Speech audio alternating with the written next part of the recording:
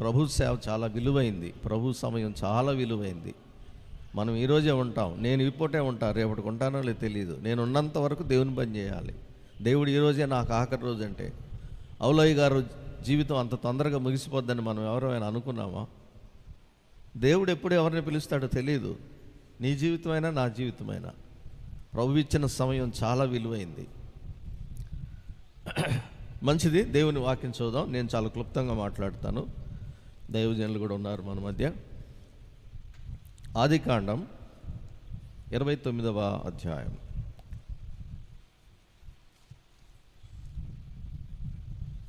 ఆదికాండం 29వ అధ్యాయం.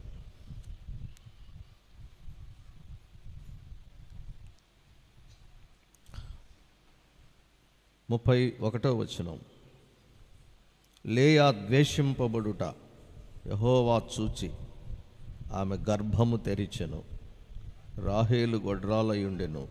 లేయా గర్భవతి అయి కుమారుని కని, యెహోవా నా శ్రమ చూచి ఉన్నాడు గనుక నా పెనిమిటి నన్ను ప్రేమించును గదా అనుకొని అతనికి రూబేను అను పేరు పెట్టెను. ఆమె మరలా గర్భవతి అయి కుమారుని కని, నేను ద్వేషింపబడితేనన్న సంగతి యెహోవా విన్నాడు గనుక ఇతని కూడా నాకు దయచేసాననుకుని అతనికి షిమ్యోను అను పేరు పెట్టాను.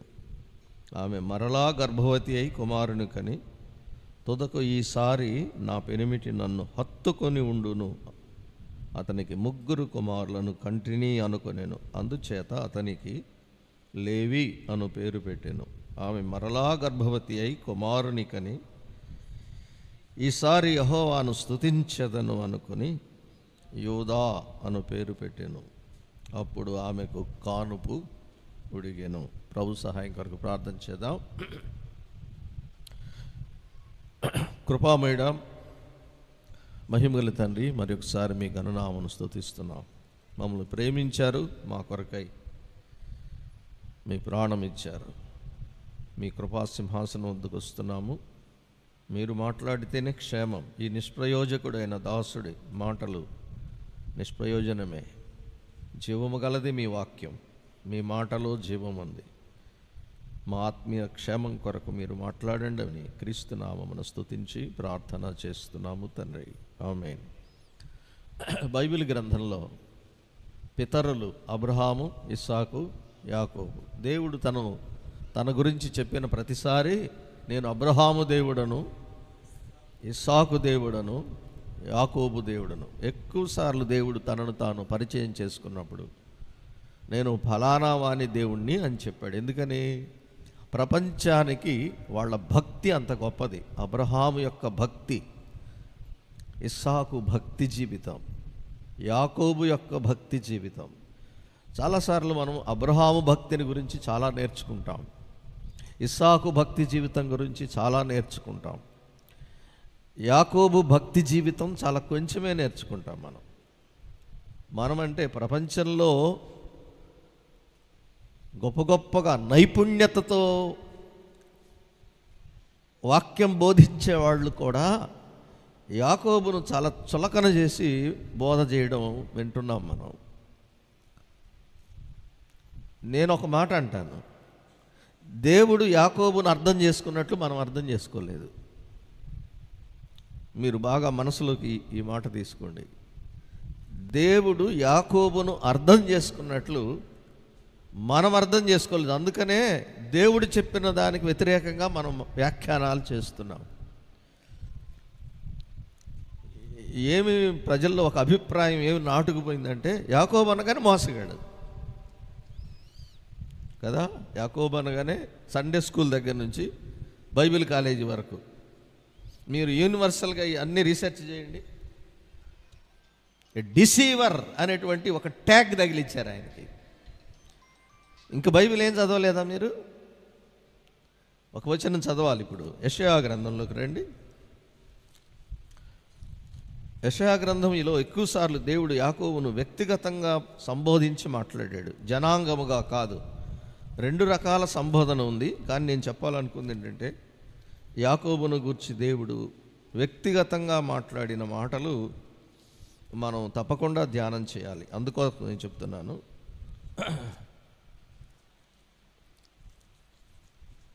యాకోబు చాలా విషయాలు ఉన్నాయి, నేను అన్నీ చెప్పను, అంశం వేరు. 41వ అధ్యాయం, యెషయా గ్రంథము 41వ అధ్యాయం 8వ వచనం నుండి చదువుతా. నేను ఎక్కువ వ్యాఖ్యానం చేయాలనుకోవట్లేదు, ఎందుకంటే అందరూ చదివే వచనాలే ఇవి. చూడండి. నా సేవకుడు అయిన ఇశ్రాయేలు, నేను ఏర్పరచుకొనిన యాకోబు, నా స్నేహితుడైన అబ్రహాము సంతానమా, భూదిగంతముల నుండి నేను పట్టుకొని దాని కొనల నుండి పిలుచుకొనినవాడా, నీవు నా దాసుడు అనియు నేను నిన్ను ఉపేక్షింపక ఏర్పరచుకొంటిననియు నేను నీతో చెప్పి ఉన్నాను. నీకు తోడై ఉన్నాను, భయపడకము, నేను నీ దేవుడనై ఉన్నాను. దిగులు పడకము, నేను నిన్ను బలపరుతును, నీకు సహాయము చేయువాడను నేనే. నీతి అను నా దక్షిణ హస్తముతో నిన్ను ఆదుకొందును. అర్థమైందా మీకు? దేవుడు వ్యక్తిగతంగా కూడా మాట్లాడాడు. మరలా ఆయన జనాంగాన్ని కూడా సంబోధించాడు, యాకోబు సంతతి వారిని. నా సేవకుడు అయిన ఇశ్రాయేలు. ఇశ్రాయేలు ఎవరు? దేవుని సేవకుడు. నేను ఏర్పరచుకున్న యాకోబు, భూదిగంతముల నుండి దాని కొనల నుండి నిన్ను పిలుచుకున్నాను. నీవు నా దాసుడవనియు నేను నిన్ను ఉపేక్షింపక ఏర్పరచుకుంటుని అనియు నేను నీతో చెప్పి ఉన్నాను. నీకు తోడై ఉన్నాను. ఎందుకు చదవరు ఈ మాటలు? హోషేయ గ్రంథం 12వ అధ్యాయం 3వ వచనం. హోషేయ గ్రంథం 12వ అధ్యాయం 3వ వచనం. దేవుడు తన సేవకుని గురించి అన్ని కాలములలో ప్రవక్తల ద్వారా సాక్ష్యం ఇచ్చాడు. హోషేయ ప్రవక్త ద్వారా ఆనాటి ఇశ్రాయేలీయుల కొరకు తన సేవకుడైన యాకోబును గురించి దేవుడు స్వయంగా చెప్పిన మాటలు ఇవి. హోషేయ 12:3. తల్లి గర్భమందు యాకోబు తన సహోదరుని మడిమను పట్టుకొనెను, మగసిరి గలవాడై అతడు దేవునితో పోరాడెను, అతడు దూతతో పోరాడి జయముందెను, అతడు కన్నీరు విడిచి అతని బతిమాలెను, బేతేలులో ఆయన అతనికి ప్రత్యక్షమాయెను, అక్కడ ఆయన మనతో మాట్లాడెను. మరలా మరలా చదువుకోవాలి ఇలాంటి వచనాలు, ఇక్కడ విని వెళ్ళిపోతే కాదు. హోషేయ కాలములో ఉన్న జీవించిన ఇశ్రాయేలు జనాంగమునకు వారి పితరుడు అంటే ఏంటో వాళ్ళకి ఇంకా అవగాహన లేదు. అందుకు దేవుడు చెప్పాడు, తల్లి గర్భములో ఉన్నప్పుడే అతడు తన సహోదరుని మడిమ పట్టుకున్నాడు అన్నాడే కానీ అతడి మోసగాడై మడిమ పట్టుకున్నాడని అసలు బైబిల్లో ఎక్కడా దేవుడు ఒక్కచోట కూడా నెగిటివ్ స్టేట్మెంట్ ఇవ్వలేదు యాకోబు గురించి. బైబిల్ బాగా చదవండి.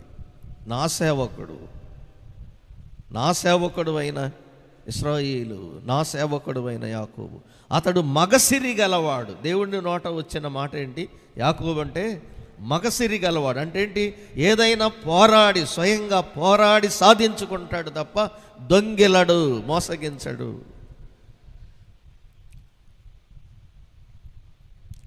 యాకోబు అంటే అసలు హెబ్రీ భాషలో యక్కూబు అనే పదం నుంచి వచ్చింది. అది యక్కూబ్ అంటే దేవుడు తోడై ఉన్నాడు అని అర్థం. దేవుడు తోడుగా ఉన్నాడు అని దాని భావం. దాన్ని మార్చేశారు. అసలు ఫుట్నోట్లో ఏం రాశారు? మడిమ పట్టుకునిన వాడు లేక మోసగాడు. ఎవరు రాశారు ఈ వ్యాఖ్యానం? లేక అని మనుషులు రాశారా, దేవుడు రాశాడా? వాక్యంలో ఏముంది? హోషేయ గ్రంథం 12:3లో స్వయంగా దేవుడు ఏం చెప్పాడు? వ్యాఖ్యానం ఎలా రాశారు మనం? లేక ఏంటి? తల్లి మోసం చేసి, తల్లి మోసానికి తండ్రిని మోసగించడానికి తల్లి ప్రోద్బలం చేసింది. 27వ అధ్యాయం చదవలేదు మీరు? నా తండ్రిని మోసం చేస్తే నా జీవితకాలం అంతా నన్ను వంచకుడు అంటారని ఆయన భయపడ్డాడు. మోసగాడు అనిపించుకోవడానికి ఇష్టపడలేదు. తల్లి ప్రోద్బలంతో తండ్రిని మోసగించాల్సి వచ్చింది. అయినా ముద్రపడిపోయింది. మామ మోసగించి ఒక కుమార్తెకు బదులు మరో కుమార్తెతో వివాహం చేశాడు. 10 సార్లు జీతం మార్చాడు. ప్రతిసారి యాకోబుకు ఆదాయం పెరగకుండా చేయడానికి చేశాడు. అయినా నా దేవుడు నా చేతుల కష్టము చూసి నన్ను ఆశీర్వదించాడు. బైబిల్ ప్రతి వచనం చదవాలి, ప్రతి భాగం చదవాలి. అతడు మగసిరి గలవాడై దేవునితో పోరాడి జయము పొందాడు, దూతతో పోరాడి జయము పొందాడు. నేను యాకోబు దేవుడనని చెప్పుకోవడానికి నేను సిగ్గుపడడం లేదు. చదివారు ఎప్పుడన్నా ఈ మాట మీరు?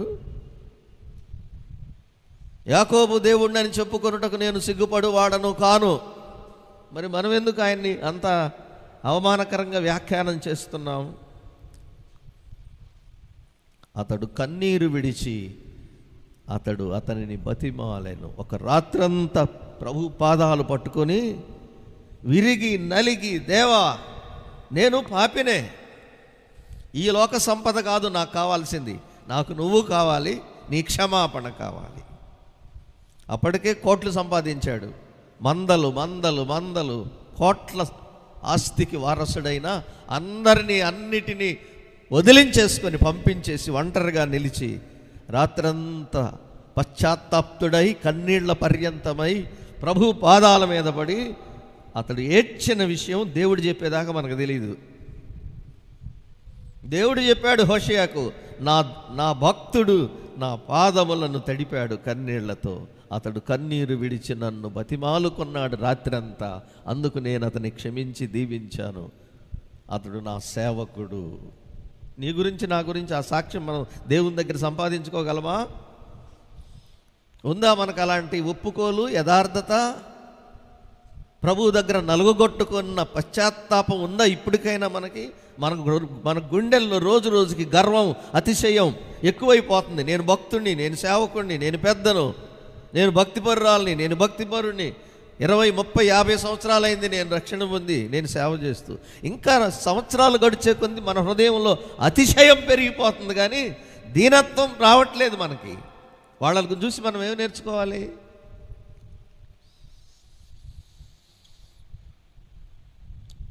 నీతి గలవాడు, నీతి కోసం రాహేలు కోసం కొలువు చేయాల్సిన వాడు లేయా కోసం కూడా కొలువు చేశాడు. లేయా కోసం కూడా కొలువు చేశాడు. అగ్రిమెంట్ రాశాడు నెల రోజుల తర్వాత మామగారికి, 30 రోజులు ఉన్న తర్వాత, నీ చిన్న కుమార్తె అయిన రాహేలు కోసం నేను 7 సంవత్సరములు కొలువు చేస్తాను అని అగ్రిమెంట్ చేసుకున్నాడు. ఇప్పుడే వినాలి మీరు. పెద్ద కుమార్తె జబ్బు కళ్ళు గలది, రాహేలు సుందరవతి, రూపవతి. కానీ లాబాను మోసగించి వివాహం చేశాడు. బైబిల్ చదివే వాళ్ళందరికీ తెలుసు ఆ విషయం, వినేవారందరికీ తెలుసు. రాత్రికి రాత్రే చీకట్లో పెళ్లి చేశాడు. తెల్లవారిన తర్వాత అర్థమైంది ఆమె రాహేలు కాదు, లేయా అని. ఏంటి మామయ్య ఇలా చేసావేంటి, మోసపు పెళ్లి చేసావేంటంటే మా దేశ మర్యాద, మా ఆచారం ఇది అన్నాడు. ఇంకేం మాట్లాడతాం? మా మర్యాద. ఇప్పుడే మీరు అర్థం చేసుకోవాలా. ఇంకొక వ్యక్తి అయితే ఇలాంటి అక్రపు, అవినీతి, మోసపు, అబద్ధాలతో కూడిన పెళ్ళి నాకు అక్కర్లేదు, నీ కూతుర్ని నీ దగ్గరే ఉంచుకో, మా దేశం వెళ్ళిపోతున్నానని తిరిగి వెళ్ళిపోయేవాడు. నీతి గలవాడు గనక యోసేపు నీతిమంతుడయ్యుండి ఆమెను అవమానపరచనొల్లక ఆమెను రహస్యముగా విడనాడ ఉద్దేశించి ఉండెను. మీకు జ్ఞాపకం వస్తుందా ఈ మాట? కన్య మరియ గర్భవతి అయిందని తెలిసిన తర్వాత అప్పటికే ప్రధానం జరిగింది కదా. ఆమెను విడనాడాలనుకున్నాడు యోసేపు, కానీ దేవదూత ద్వారా ఆయనకి సత్యం బయలుపరిచాక మనసు మార్చుకొని పరిగ్రహించాడు భార్యగా. కానీ యాకోబు అలా అనుకోలేదు. ఈ జబ్బు కళ్ళ గలదాన్ని మోసం చేసి నాకు అంటగట్టారు కాబట్టి నాకు అక్కర్లేదని విడిచిపెట్టి వెళ్ళిపోవలసిన వాడు నీతికి కట్టుబడి నా మూలంగా లేయా జీవితం ఎందుకు అన్యాయం అవ్వాలని ఆమె కోసం 7 ఏళ్ళు, మళ్ళీ ఇంకా అదనంగా 7 సంవత్సరాలు రాహేలు కోసం 14 ఏండ్లు అరణ్యవాసం చేశాడు. మీరు చెప్పండి ఇప్పుడు,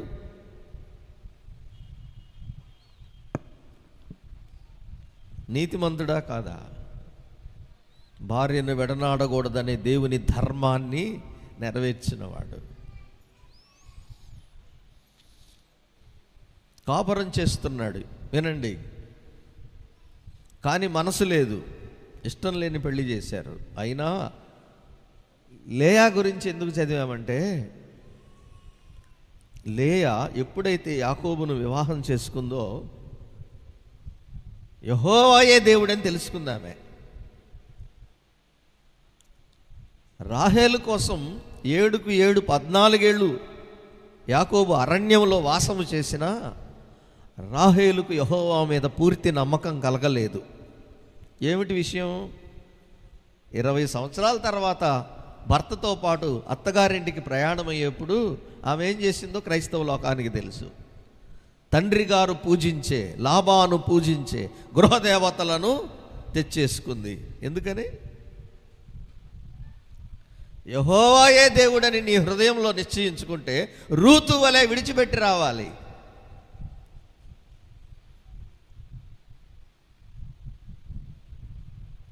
మళ్ళీ మీకు చెప్తున్నాను, లేయా గుడారాన్ని సోదా చేస్తే లేయా గుడారములో ఒక్క గృహదేవత అయినా దొరకలేదు. దొరికిందా మీరు చెప్పండి? ఎందుకని? లేయా గుడారము యెహోవాకు ప్రార్థనాలయం. లేయా గుడారములో ఆమె దివారాత్రము యాకోబుతో వివాహము జరిగిన రోజు నుండి ఆమె యెహోవాను నమ్ముకుంది. తన తండ్రి తన పితరులు సేవించిన సిరియా దేశపు దేవతలను ఆరాధించడం మానివేసింది. మీకు అర్థమైందా?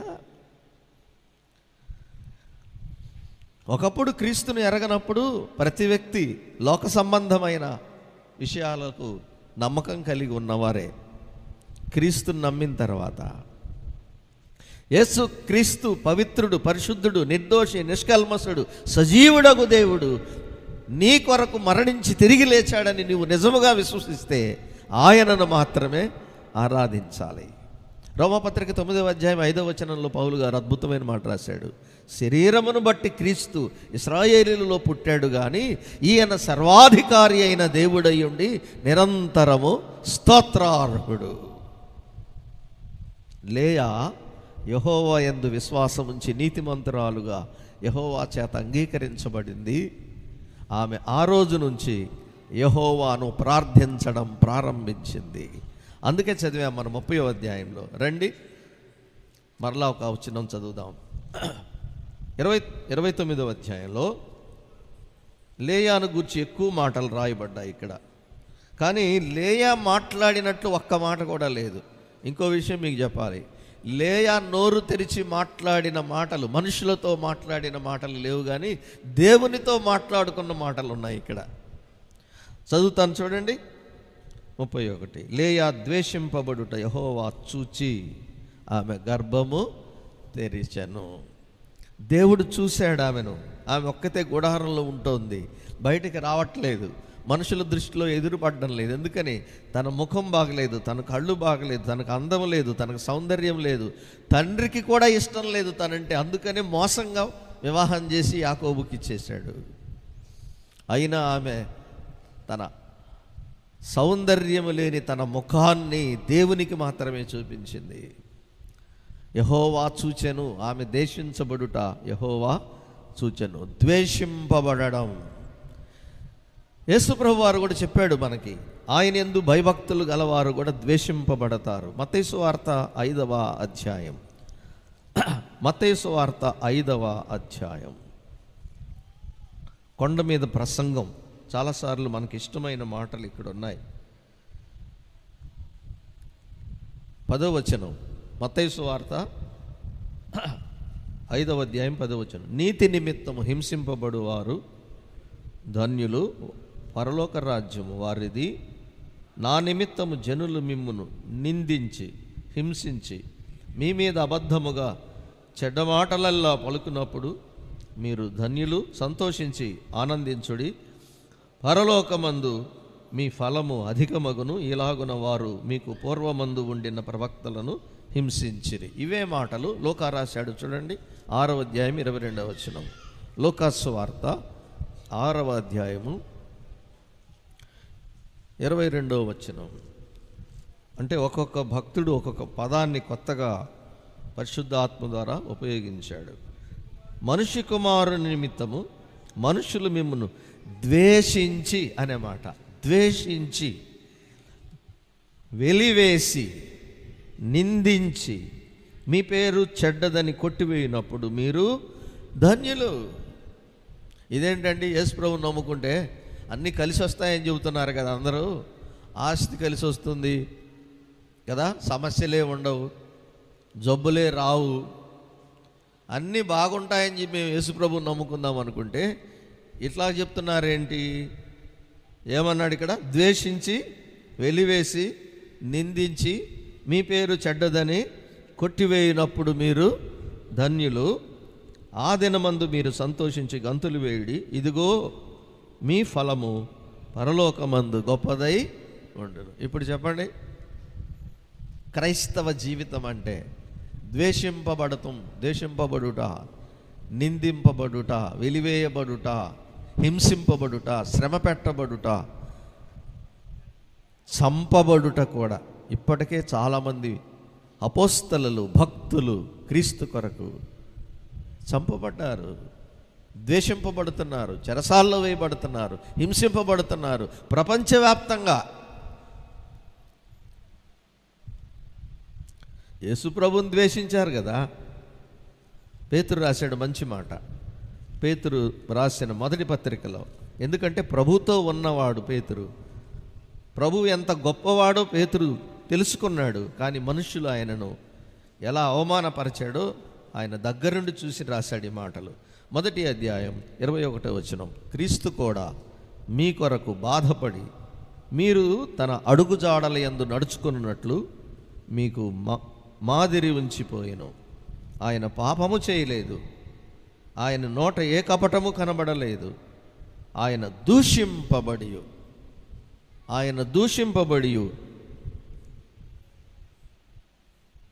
బదులు దూషింపలేదు. ఆయన శ్రమ పెట్టబడి బెదిరింపక న్యాయముగా తీర్పు తీర్చు దేవునికి తనను తాను అప్పగించుకొనెను. యేసుక్రీస్తు ప్రభు పవిత్రుడు, పరిశుద్ధుడు, పాపము లేనివాడు. ఆయననే దూషించారు. ఆయన ప్రజలమైన మనకు కూడా కొన్నిసార్లు ఈ ద్వేషము, దూషణలు సంభవిస్తాయి. ప్రభు మాదిరి మనకి ఆయన సహించాడు, కానీ బదులు దూషింపలేదు, ద్వేషింపలేదు. ద్వేషించిన శత్రువులను ప్రేమించాడు యేసు ప్రభు వారు. మిమ్మల్ని ప్రేమించే వారికి కోసమేనా మీరు ప్రార్థన చేసేది? మీరు వారి కొరకు కూడా ప్రార్థన చేయండి అని నేర్పించాడు ఆయన. మిమ్మల్ని శ్రమ పెట్టువారు, మిమ్మల్ని దూషించువారు, మిమ్మల్ని ద్వేషించే వారి కొరకు వాళ్ళని క్షమించి వారి కోసం కూడా మీరు ప్రార్థన చేయండి. శత్రువుల కొరకు ప్రార్థించమని నేర్పిన ఒకే ఒక గొప్ప వ్యక్తి ప్రభు అయిన యేసుక్రీస్తు. ఈ లోక ధర్మం ఏం చెప్తుంది? శత్రు శేషం లేకుండా చంపేయని చెప్తారు. లోక ధర్మం ఇది. యేసు ప్రభు ధర్మం ఏంటి? శత్రువుని క్షమించి ప్రేమించి అతని కొరకు ప్రార్థన చేయము. ఇంకో గొప్ప మాట చెప్పాడు ప్రభు, చెప్పనా మీకు? నీ శత్రువు ఎప్పుడైనా ఆకలితో ఉంటే నీ ఇంటికి తీసుకొచ్చి భోజనం పెట్టు అన్నాడు. ప్రపంచంలో ఎవరైనా చెప్తారా? క్రైస్తవుడు, క్రీస్తులో నేర్పించబడిన అద్భుతమైన ధర్మం ఇది. శత్రువుని ప్రేమించి క్షమించి భోజనం పెట్టి అతన్ని ఆదరించడం, ఇది కదా క్రీస్తు ధర్మం. వారి కొరకు ప్రార్థించండి. ఒకవేళ మిమ్మల్ని నిర్హేతుకంగా కారణము లేకుండా మిమ్మల్ని ద్వేషించిన, దూషించిన మీరు వారిని ప్రేమించండి, క్షమించండి. లేయా ద్వేషింపబడింది క్రీస్తు కొరకు, ప్రభువు కొరకు. ఏం జరిగింది? రండి, 29వ అధ్యాయం. ప్రభు ఆమెను కనికరించి గర్భము తెరిచాడు, అద్భుతమైనటువంటి దీవెన ఇచ్చాడు. చూడండి, యెహోవా చూచి ఆమె గర్భము తెరిచాను అని 31వ వచనంలో చదువుతాం మనం. రాహేలు గొడ్రాలై ఉండెను. మళ్ళీ ఎందుకు రాశాడు వెంటనే? ఇంకా రాహేలులో సంపూర్ణమైన మారు మనసు రాలేదు అని అర్థం. అందం ఉంటే సరిపోయిందా? రంగు బాగా ఉంటే సరిపోనా? దేవుడు మన అందం, మన సౌందర్యం, మన బాహ్య దారుఢ్యాన్ని చూడడు. ఎందుకంటే ఈ శరీరం ఇచ్చింది ఆయనే, ఈ శరీరం నిర్మించిన వాడు ఆయనే. దేవుడు మనుషుని పైరూపమును లక్ష్య పెట్టాడు, మనుషుని అంతరంగమును మాత్రమే చూస్తాడు. అంతరంగ స్వభావము దేవుని దృష్టికి మిగుల విలువ గలది. పేతురే రాశాడు మొదటి పత్రిక 3వ అధ్యాయంలో. రాహేలు హృదయం ఇంకా దేవునికి ఇష్టమైన రీతిగా సిద్ధపడలేదు గనుక ఆలస్యం చేస్తున్నాడు, ఆమెకు సంతానం ఇవ్వలేదు. చూడండి ఇక్కడ ఒక మాట, రాహేలు గొడ్రాలయ్యుండెను. 32వ వచనం, లేయా గర్భవతి అయి కుమారుని కని యెహోవా నా శ్రమ చూచి ఉన్నాడు గనుక నా పెనిమిటి నన్ను ప్రేమించును కదా అనుకుని అతనికి రూబేను అను పేరు పెట్టెను. శ్రమలలో, నిందలలో ద్వేషింపబడిన ఆమె ప్రార్థన మాత్రం మానలేదు. దేవుడు బహుమానం ఇచ్చాడు. లేయా శ్రమలకు, లేయా యొక్క కష్టాలకు, లేయా పొందిన నిందలకు, ఆమె ప్రార్థనా జీవితానికి దేవుడు బహుమానం ఇచ్చాడు. క్రైస్తవ లోకంలో ఏం చెప్తారు? గర్భఫలము యెహోవా ఇచ్చు బహుమానం.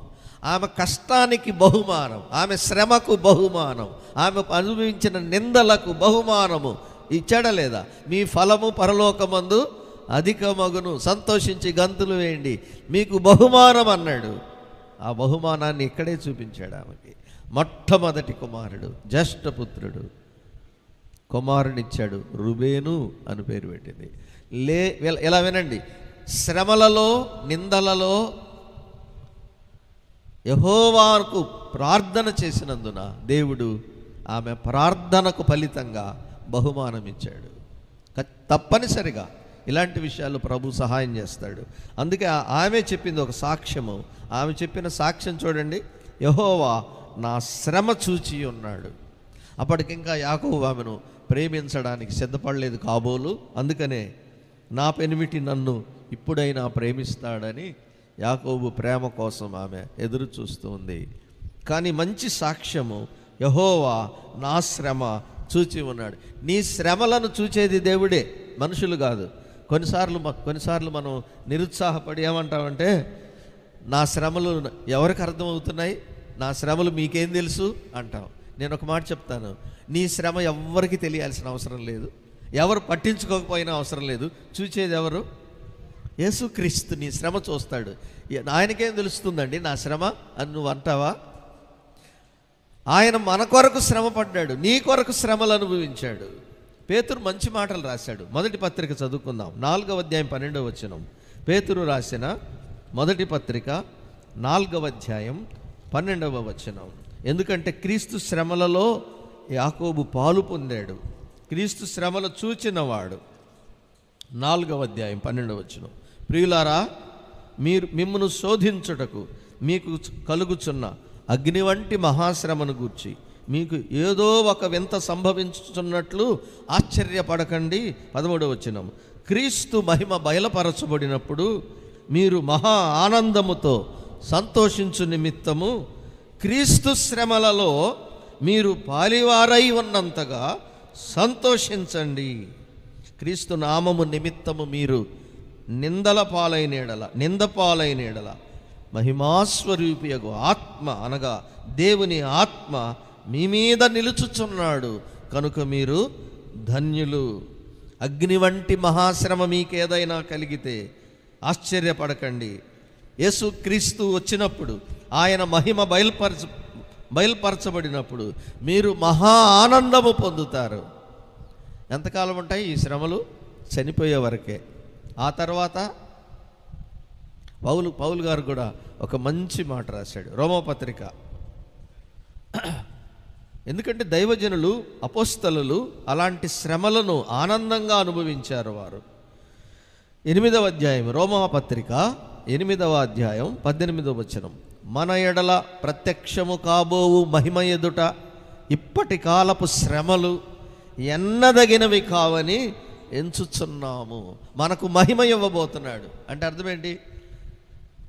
క్రీస్తు మహిమలో, పరలోక మహిమలో ప్రవేశించిన తర్వాత అక్కడ ఇంకా శ్రమ లేదు, నింద లేదు, ఆకలి లేదు, దాహము లేదు, మరణమే లేదు. యేసుప్రభు వారు భూలోకంలో శ్రమలు పొందాడా, సుఖం పొందాడా? నిందలు అనుభవించాడా, ఘనత పొందాడా? ఈ లోకంలో ఆయన ఏమి సుఖము, సంతోషము, ఘనతను పొందలేదు. అవమానాలు పొందాడు, ఉమ్మి వేయించుకున్నాడు, కొరడాలతో దెబ్బలు తిన్నాడు, సిలువలో మరణించాడు. 4వ అధ్యాయం 1వ వచనం పేతురు రాశాడు, క్రీస్తు శరీరమందు శ్రమపడెను గనుక అట్టి మనసును మీరు ఆయుధముగా ధరించుకోండి. క్రీస్తు శ్రమలలో మీరు కూడా పాలివారవడం నేర్చుకోండి. లేయా జీవితం ఏంటి చెప్పండి?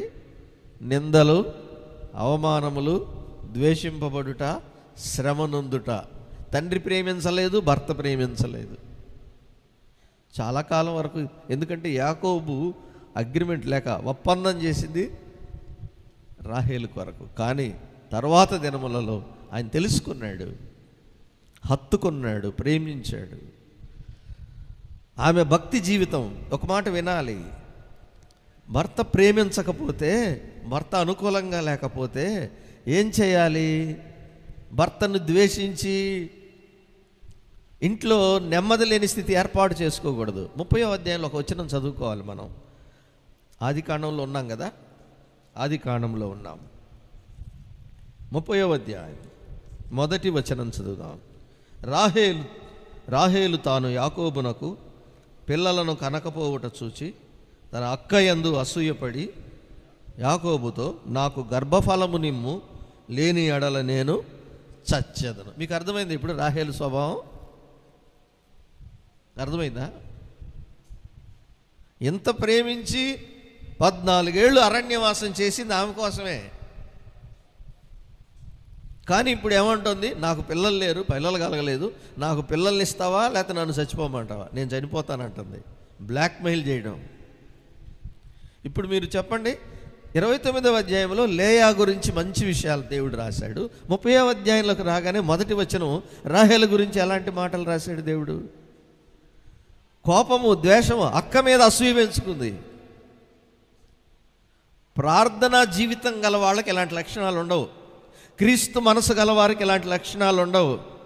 అలా ఉంటే మళ్ళీ ప్రభు దగ్గర మారుమనసు పొందాలి.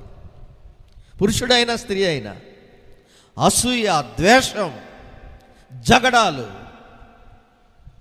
ఇవన్నీ దేవునిని బలవంతం చేసి, దేవునిని బ్లాక్మెయిల్ చేసి దేవుని మేలు పొందుతావా?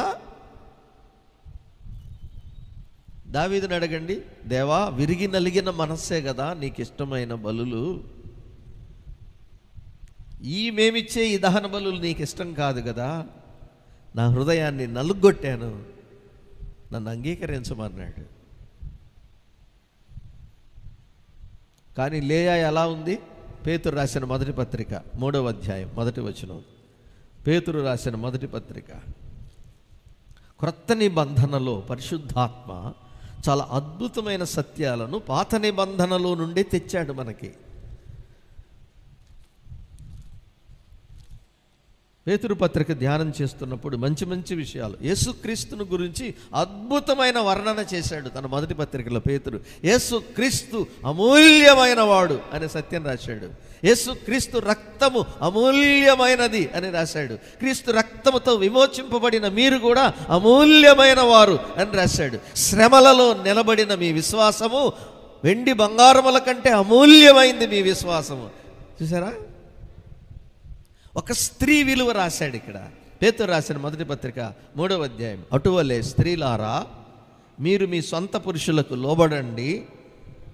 అలా లోబడడం వలన వారిలో ఎవరైనా, అంటే మీ భర్తలలో ఎవరైనా వాక్యమునకు అవిధేయులైతే, అంటే దేవుని వాక్యానికి లోబడని వాళ్ళైతే, వారు, ఇప్పుడు జాగ్రత్తగా చూడండి, భయముతో కూడిన మీ పవిత్రమైన ప్రవర్తన చూచి వాక్యము లేకుండానే భార్యల నడవడి వలన రాబట్టబడతారు. మీకు ఇక్కడ లేయా కనబడడం లేదా ఈ వచనాల్లో?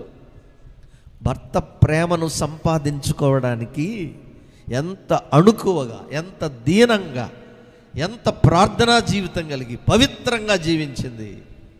ఇప్పుడు మనుషులు చూడలేదు ఆమె భక్తిని. ఎవరు చూశారు? దేవుడు చూశాడు. ఇక్కడే పేతురు గారు క్రొత్త నిబంధన పరిశుద్ధ స్త్రీల కోసం మంచి మాట రాశాడు. 4వ వచనం చదువుతాను చూడండి. పై వచనం కూడా, వెలుపటి అలంకారములు మీకు అలంకారముగా ఉండక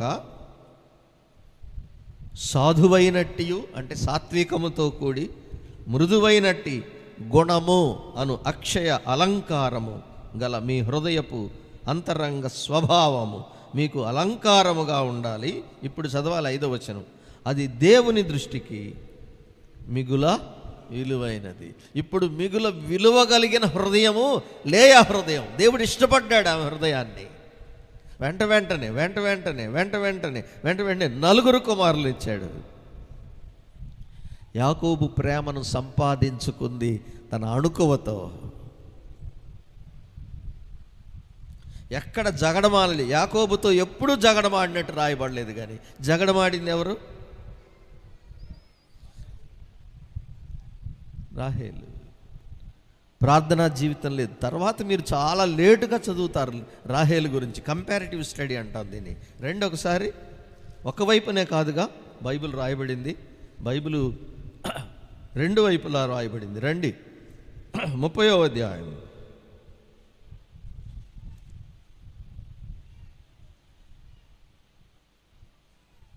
22వ వచనం. దేవుడు రాహేలును జ్ఞాపకం చేసుకుని ఆమె మనవి విని ఆమె గర్భము తెరచెను. ఎప్పుడు, ఎంతకాలం తర్వాత? ఇప్పటికి లేయాక ఎంతమంది పుట్టారు? మీరు పై వచనాలు చదివితే 6 సంతానం. మళ్ళీ దీనా కూడా 7 సంతానం. దీనా పుట్టిన కాలంలోనే యోసేపు పుట్టాడు.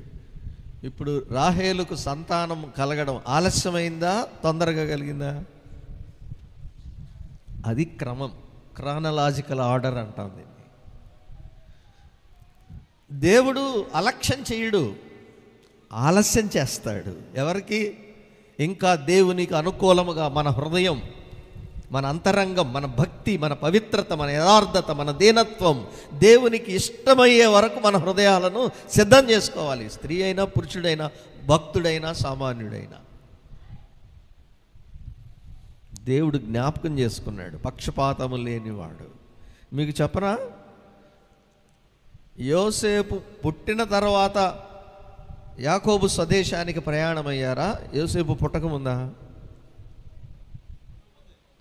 యోసేపు పుట్టిన తర్వాతే కదా. కొంచెం బైబిల్ ఆలోచన చేసేవాళ్ళ కోసం. యోసేపు పుట్టిన తర్వాతే తండ్రి ఇంటికి యాకోబు బయలుదేరాడు. అప్పటికి బెన్యామీను పుట్టాడా? బెన్యామీను పుట్టలేదు.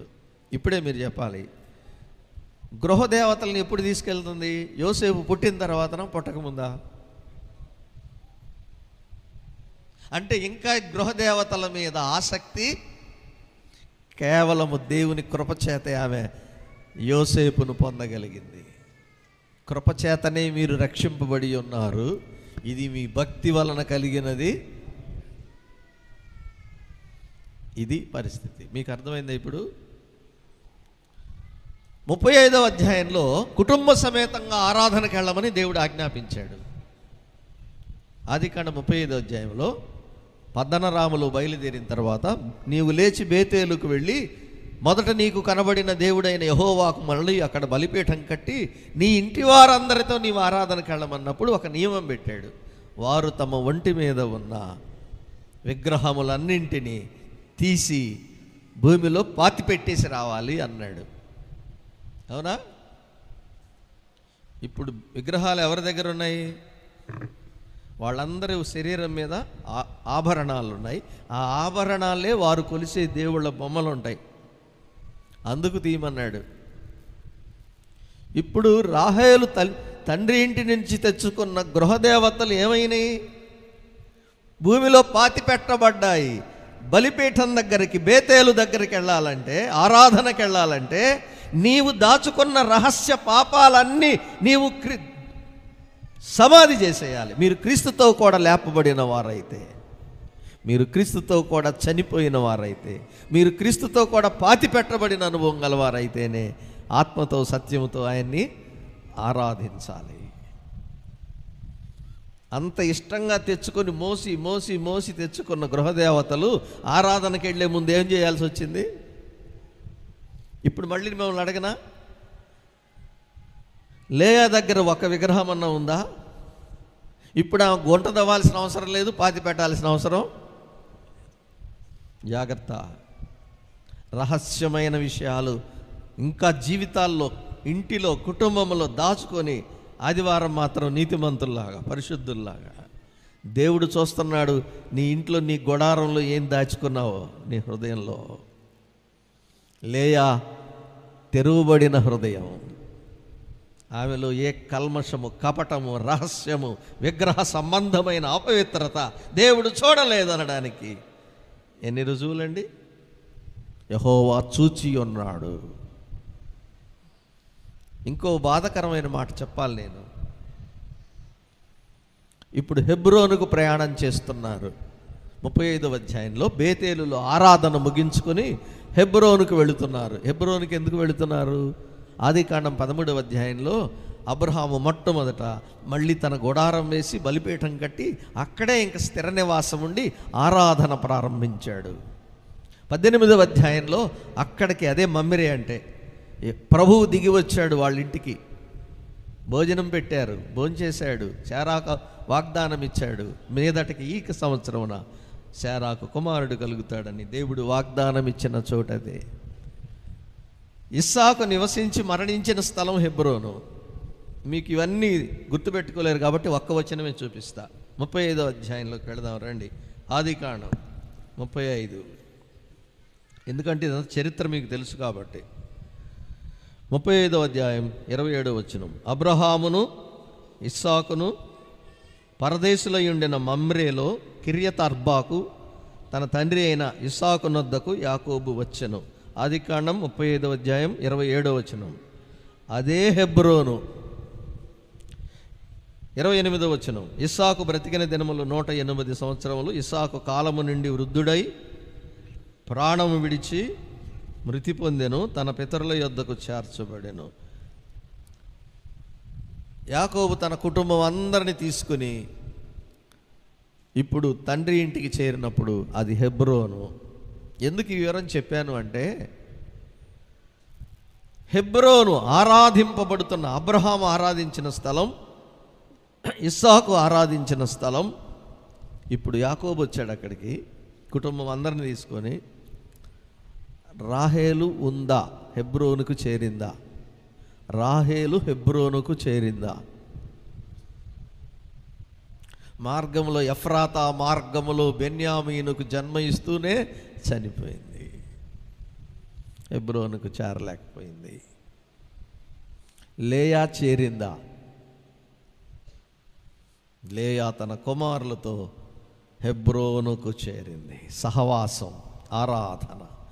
ఎక్కడో జారిపోతావు నువ్వు, ఎక్కడో కోల్పోతావు నువ్వు ప్రభు కొరకు కాపాడుకోకపోతే. విశ్వాసాన్ని, యథార్థతను, భక్తిని వెంటనే దేవుడు పిల్లల్ని ఇచ్చాడు. యెహోవా నా శ్రమ చూచి ఉన్నాడు, నేను ద్వేషింపబడుట యెహోవా చూచి ఉన్నాడు. మొదటి కుమారుడికి రూబేన్ అని పేరు పెట్టింది. యెహోవా చూచును. 2-3 మాటలు చదువుదాం రండి. అదే భాగంలో నేను ఎక్కువ వివరించను. ప్రభు చిత్తమైతే మరొక సమయంలో మనం మరికొంత ధ్యానం చేద్దాం రండి. 31 వచనం. లేయా ద్వేషింపబడుట. 29వ అధ్యాయం. లేయా ద్వేషింపబడుట యెహోవా చూచి ఆమె గర్భము తెరిచెను. రాహేలు గొడ్రాలయుండెను. లేయా గర్భవతి అయి కుమారుని కని, యెహోవా నా శ్రమ చూచి ఉన్నాడు గనుక నా పెనిమిటి నన్ను ప్రేమించును గదా అనుకుని అతనికి రూబేనను పేరు పెట్టెను. 33వ వచనం. ఆమె మరలా గర్భవతి అయి కుమారుని కని, నేను ద్వేషింపబడితేనన్న సంగతి యెహోవా విన్నాడు. గనుక ఇతని కూడా నాకు దయచేసిన అతను కొని షిమ్యోను అని పేరు పెట్టి. యెహోవా చూచి ఉన్నాడు, యెహోవా విన్నాడు. గమనిస్తున్నారా? ప్రభువు చూస్తున్నాడు, ప్రభువు వింటున్నాడు, మన జీవితాన్ని చూస్తున్నాడు, మన ప్రార్థనలు వింటున్నాడు. ఇప్పుడు షిమ్యోను అంటే అర్థము ఆలకించువాడు. కీర్తనల గ్రంథంలో ఒక మంచి మాట వారు ఉపయోగించారు, ప్రార్థన ఆలకించువాడా. నా శ్రమలో నేను మొర్రపెట్టగా యెహోవా నా మొర్ర ఆలకించెను. దావీదు కీర్తనలు మీరు చదవండి. నేను శ్రమలలో మొరపెడుతుంటే ఆయన ఆలకిస్తున్నాడు. మీకు గుర్తు చేస్తాను, శ్రమల్లో మొరపెట్టడం అంటే కొత్త విషయాలు ఏం చెప్పట్లేదు నేను. యూదా దేశం నుండి చాలామందిని యూదులను చెరలోకి తీసుకెళ్తే ఒక 4 యువకుల్ని సెలెక్ట్ చేసుకున్నారు. భక్తి గల వాళ్ళు 20 సంవత్సరాల లోపే వయసు. దానియేలు, హనన్య, మిషాయేలు, అజర్య. ఇప్పుడు వాళ్ళ విశ్వాసానికి పరీక్ష వచ్చింది. అగ్నిలో పడేశారు, అంతే. అగ్నిలో దూకేశారు వాళ్ళే ఇష్టపూర్తిగా. ఏమన్నారు వాళ్ళు? వేడిమి గల ఈ అగ్నిగుండము నుండి మమ్మల్ని రక్షించుటకు మా దేవుడు సమర్థుడు. అగ్ని వంటి మహాశ్రమ ఏదో మీకు కలుగును అని పేతురు రాశాడు. అగ్నిలో వేయబడి బయటికి తీస్తే పుటము వేయబడిన బంగారంలా బయటకు వచ్చారు వాళ్ళు. రాజుగారు వెంటనే మనసు మార్చుకొని షడ్రక్, మెషక్, అబెద్నెగో అని వీరి దేవుడు పూజార్హుడు శాసనం రాశాడు. లేయా విశ్వాసం అలా పరీక్షించబడింది. విన్నాడు, చూచాడు. చూడండి ఇంకో మాట, ఆమె మరలా గర్భవతి అయి కుమారుని కని తొదకు ఈసారి నా పెనిమిటి నన్ను హత్తుకొని ఉండు అనుకొని అతనికి 3 కుమారులు కంటిని అనుకోనేను. అందుచేత అతనికి లేవి అని పేరు పెట్టి. ఇలా చూడండి, అసలు ఎంత భక్తిగా జ్ఞానంగా పేర్లు పెడుతున్నామే. దేవుడు నాకు సహాయం చేశాడు. ఇప్పుడు నా పెనిమిటి నన్ను హత్తుకుంటాడు, ప్రేమిస్తాడు. ఇది దేవుని ఆజ్ఞ కదా ఆదాముకి. నీ తల్లిదండ్రులను విడిచి నీ భార్యను హత్తుకోవాలి. ద్వితీయోపదేశకాండం చదవండి మీరు. యెహోవాను హత్తుకోవాలని రాశాడు. లూకాసు వార్తలో నాకు బాగా ఇష్టమైన మాట, ప్రభు భూమి మీదకి వచ్చినప్పుడు ఆయన్ను వెంబడించారు చాలామంది, వేల మంది ప్రభువును వెంబడించారు. 19వ అధ్యాయం, లూకాసు వార్త 19వ అధ్యాయం 48వ వచనం. ప్రజలందరూ ఆయన వాక్యము వినుటకు ఆయనను హత్తుకొనిరి. క్రీస్తుని నమ్మిన వారు ప్రభువును హత్తుకున్నారు. మనం ఏదో నమ్మాము, బాప్తీసం తీసుకున్నాము అంటే హత్తుకోవడం అంటే అర్థం ఏంటి? ఇంకెన్నటికీ విడిచిపెట్టని అనుబంధం. క్రీస్తుని నమ్మామంటే శ్రమ అయినా, నింద అయినా, కరువైన, ఖడ్గమైన క్రీస్తు ప్రేమ నుండి మనలను ఎడబాపన. లేయా యెహోవాను హత్తుకొన్నది. మీరు బాగా అర్థం చేసుకోండి. ఇప్పుడు యాకోబు ఆమెను హత్తుకోవాలని ఆమె కోరుకుంటుంది, కానీ ఇంకా ఆ ప్రేమ పొందలేదు కాబోలు. పురుషుడు తన భార్యను ప్రేమించి హత్తుకోవాలి. ఇద్దరూ కలిసి క్రీస్తును హత్తుకున్నప్పుడే సాధ్యమవుద్ది. భార్యాభర్తలు ఇద్దరు ప్రభువును హత్తుకున్న అనుభవం ఉంటే ఆ క్రీస్తు ప్రేమ వారిని ఐక్యం చేస్తుంది. చాలామంది జీవితాల్లో విశ్వాసులు కూడా చెప్తున్నా, లోక సంబంధుల సంగతి కాదు, ఇంట్లో అన్యోన్యమైన ప్రేమ అనుభవించడంలా భార్యాభర్తలు ఈ కాలంలో, అది దేవునికి తెలుసు, మీకు తెలుసు. దేవుడు ప్రేమించమన్నాడు అంటాం, నిజమైన ప్రేమ అనుభవించడంలా ఏదో ఒక అహంకారం, ఒక ఈగో, నేనే బ్రతుకుతా, నా బ్రతుకు నేనే బ్రతుకుతా, అది కాదు దేవుడు కోరింది. లేయా దానికోసం ప్రార్థన చేసింది. నా పెనిమిటి నన్ను ప్రేమించాలి, హత్తుకోవాలి, నేను నా పెనిమిటిని హత్తుకోవాలి, అన్యోన్యంగా బ్రతకాలి. ఇది క్రీస్తు సంఘమును ప్రేమించిన ప్రేమ. క్రీస్తు కూడా సంఘమును ప్రేమించి దానికోసము తనను తాను అప్పగించుకున్నాడు. ఎఫ్సీ పత్రిక 5వ అధ్యాయం పెళ్లిలో చెప్పడానికి కాదు, కుటుంబాల్లో పురుషుడు తన భార్యను ప్రేమించాలి, భార్య ప్రవర్తన కూడా ప్రేమించాలి, ఇద్దరు ప్రేమించాలని తీతు పత్రికలో కూడా రాశాడు. నేను ఇన్ని వచనాలు చెప్పాలనుకోవట్లా. ఒక లేయాను దేవుడు ఈరోజు మన ముందు ఉంచాడు. ఎవరికి ఇష్టం లేని అమ్మాయి దేవునికి ఇష్టంగా బ్రతికింది. మరొక్క మాట, 29వ అధ్యాయం ఆఖరి వచనం. ఆదికాండం 29వ అధ్యాయం ఆఖరి వచనం. ఆమె మరలా గర్భవతి అయి కుమారుని కని ఈసారి యెహోవాను స్తుతించెదను అనుకుని యోదా అను పేరు పెట్టాను. యోదా అనే మాటకు అర్థం అందరికీ తెలుసు కదా, స్తుతించడం, ఆరాధించడం. ఇప్పుడు మెట్లు కష్టాల్లో శ్రమల్లో కూడా ఆమె ఎంత ఎత్తుకు ఎదిగింది చెప్పండి? దేవునిని ఆరాధించే స్థాయికి ఎదిగింది. విశ్వాసి వినాలి జాగ్రత్తగా. నిన్ను ప్రేమించి నీ కొరకై ప్రాణమిచ్చి అవమానాలు పొంది ఉమ్మి వేయించుకొని చెల్చబడి మేకులు కొట్టబడి ప్రాణమిచ్చి నిన్ను కొన్న ప్రభువుని ప్రతి క్షణం ఆరాధించాలి. ఆరాధన అంటే ఆదివారం మాత్రమే కాదు, ఆరాధన అంటే మహాసభల్లో మాత్రమే కాదు, నీ జీవితంలో ప్రతి క్షణంలో. నేను చెప్తాను ఇప్పుడు. లేయా మందిరానికి వెళ్ళి ప్రభు బలలో పాల్గొన్నదా? రొట్టె తీసుకుందా? ద్రాక్షరసం తీసుకుందా? మరి దేవుని ఎలా స్తుతించిందామె? తన ఇంటిలో, తన గుడారంలో, తన హృదయంలో దేవుని స్తుతించడం, కృతజ్ఞతాస్తుతి చెల్లించడం. ఇది ఆరాధన. క్రొత్త నిబంధన ఆరాధన ఎలా అర్థం చేసుకున్నారు? మందిరానికి వెళ్ళి ఆదివారం రొట్టె తీసుకుంటే ఆరాధన, మందిరమునికి వెళ్ళి ఆ ద్రాక్షరస పాత్రలో పాల్గొంటే ఆరాధన. ఒకవేళ ఏదైనా కారణం చేత ఆ రోజు అందులో పాల్గొనలేదనుకోండి, వెళ్తూ ఏమంటున్నారు తెలుసా? నాకు ఈరోజు ఆరాధన అందలేదంటున్నారు. ఎంత అమాయక స్థితిలో ఉన్నామో ఇంకా మనం. ఆరాధించాల్సింది నీ హృదయంలో నుండి. ప్రభు సమరయ స్త్రీకి క్రొత్త నిబంధన ఆరాధన సత్యం బయలుపరిచాడు. ఆయన ఆరాధించువారు యథార్థ హృదయులై తండ్రిని ఆత్మతో సత్యముతో ఆరాధించాలి. స్తుతించడం, ఆరాధించడం పర్యాయ పదాలు. కృతజ్ఞతాస్తుతులు చెల్లించి అని మాట ఉంది. థ్యాంక్స్ గివింగ్, అడోరేషన్, వర్షిప్, చాలా బలమైన పదాన్ని. ఆయన ఎంత పరిశుద్ధుడో, ఎంత గొప్పవాడో, ఎంత ప్రేమ గలవాడో, ఆయన దైవత్వాన్ని, ఆయన మహిమను వర్ణించడం, స్తుతించడం, ఆయన నీ ఎడల చేసిన రక్షణ కార్యానికి కృతజ్ఞతాస్తుతి చెల్లించడం. లేయాను మనం తక్కువ చూపు చూసాం, కానీ మనకంటే ఆత్మీయంగా ఎక్కువ ఎదిగి ప్రభువును పాదాల దగ్గర ఆరాధించే అనుభవంలో అడుగుపెట్టింది. దేవుడు అందుకే ఆమెను వర్ధిల్ల చేశాడు. యేసుక్రీస్తులో అట్టి అనుభవం దేవుడు మనకు అనుగ్రహించునుగాక. ఆమేన్.